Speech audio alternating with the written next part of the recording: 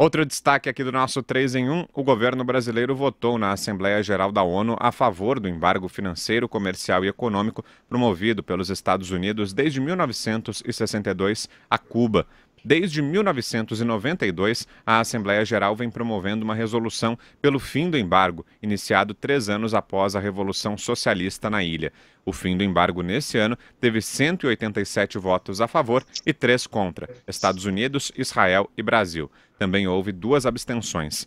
Bruno Rodrigues, chanceler cubano, reclamou que o bloqueio já causou um prejuízo de 1,39 trilhão de dólares a seu país e chamou o embargo de um ato de genocídio. Josias. Eu acho que esse embargo a Cuba, ele virou um asterisco, né? O Brasil nunca se envolveu nisso e agora, por razões ideológicas, se envolve. Acho que não tem a menor importância, inclusive no cenário internacional. Cuba está quebrada, eles deveriam fazer uma transição para um modelo parecido com o modelo chinês, ensaiaram isso, mas não fizeram, e o próprio Barack Obama, no seu governo, tinha flexibilizado esse embargo, tinha facilitado viagens e tal. O Trump, quando assumiu, quebrou essa tendência de reaproximação, e nós estamos embarcando em canoa que não é nossa, mais uma vez. Não vejo a menor, para mim isso não tem a menor importância, inclusive do ponto de vista da diplomacia internacional. Então, às vezes eu vejo o Brasil se metendo numas questões, essa por acaso não causa nenhum prejuízo aparente, porque Cuba é tão desimportante no mundo que ninguém vai se preocupar com isso. Agora, o Brasil também não deveria se preocupar com isso. Tanta coisa importante em termos diplomáticos, e a gente está se preocupando com Cuba. Francamente, não me parece uma prioridade, não. É uma questão que interessa ao Donald Trump e, por isso, o Bolsonaro entrega a mercadoria. O Trump não entrega nada ao Brasil, mas o Bolsonaro entrega a alma. Você, Vera? É isso, para tirar a nota boa na prova com o Trump, o Brasil querendo ser um aluno exemplar e não tem nada em contrapartida. A gente já liberou visto, a gente está fazendo isso, ficando ali num grupinho que só tem 3 países contra todo o restante do mundo. E os Estados Unidos não liberaram a nossa compra de carne in natura, não avalizaram a nossa entrada na OCDE e daí por diante. Então, uma assimetria muito grande nessa relação, uma diplomacia que o Brasil vai fazendo sem estar ali filiado a nenhuma corrente, nem a pragmática, nem a ideológica. A gente fica ao Deus dará ali, ao vai da valsa, de acordo com os interesses de outros países que não são os nossos.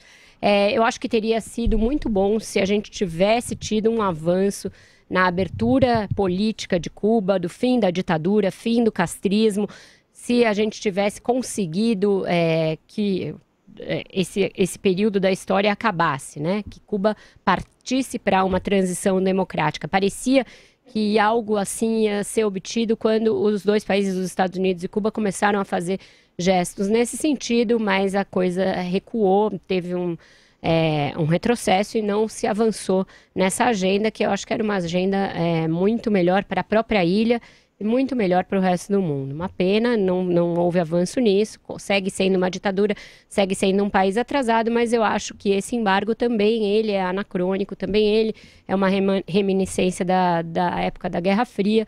Deveria haver aí, neste caso, uma ação diplomática de todos os países para que Cuba fizesse a sua transição democrática. E aí, Constantino? Eu gostei muito da medida, acho que Cuba é irrelevante do ponto de vista econômico por causa do socialismo, que destruiu a ilha, mas não é irrelevante do ponto de vista simbólico. E para a guerra política, para a guerra cultural e de narrativas, isso foi uma medida muito importante para mostrar não subserviência a Trump, mas alinhamento ideológico que seja a princípios da democracia e da liberdade. E veja, há muita confusão e engano em relação a esse embargo cubano. É verdade que ele serviu como pretexto ao longo de meio século para o regime nefasto e opressor e assassino de Cuba bancar a vítima e explicar que a miséria de Cuba se deve a isso. O que é balela, porque a Venezuela não teve embargo algum e está no mesmo caos agora, afundando junto por conta do socialismo. Agora, o que é o embargo cubano? Um bloqueio, como eles dizem. Não é os Estados Unidos impedindo Cuba de comercializar com o mundo. O Fidel Castro, quando era vivo, vivia dando entrevista com roupa da Adidas, a empresa alemã. Cuba tem empresas brasileiras que exploram lá mercado de tabaco e tudo mais.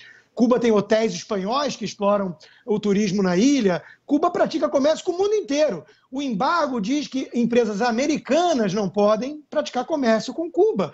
E por quê? Aí falam a hipocrisia, porque pratica comércio com a China. Cuba encampou empresas americanas na época da dita Revolução e apontou mísseis na época da Guerra Fria para a Flórida. E o Fidel Castro tinha o intuito, pelo menos o Raul Castro, irmão dele, sem dúvida, de usar esses mísseis. Eram psicopatas no poder, dispostos a ir para um tudo ou nada ali, e quase levaram a Guerra Fria a uma guerra muito quente e com muitas mortes. Então, eu acho que tem um valor simbólico isso. Israel e Estados Unidos juntos significa clareza moral na diplomacia do mundo. São os países que mais têm coragem de assumir uma postura que não seja apenas interesses comerciais comezinhos. Se depender da ONU, da turma da Europa e tudo mais, ferrou. Então, eu acho que nesse aspecto é muito bom, e tanto que já está a turma aí chiando. A choradeira começou. A ex-presidente Dilma veio lamentar a quebra da tradição. Alguém acha que a Dilma está preocupada com tradição? Ela está preocupada em ferir os seus camaradas que tocam lá a ditadura cubana, que inclusive deu calote no Brasil, porque o dinheiro do BNDES foi parar em Cuba, para o Porto de Mariel, quando era o PT no governo. E nessa hora era o quê? Subserviência ao Foro de São Paulo? Mas pouca gente falava disso. Né? Então, havia uma ideologização em relação a Cuba antes, no governo do PT, por afinidade ideológica. Hoje está havendo um resgate do bom senso, um resgate de certos princípios e valores que estavam há muito perdidos. Grande dia.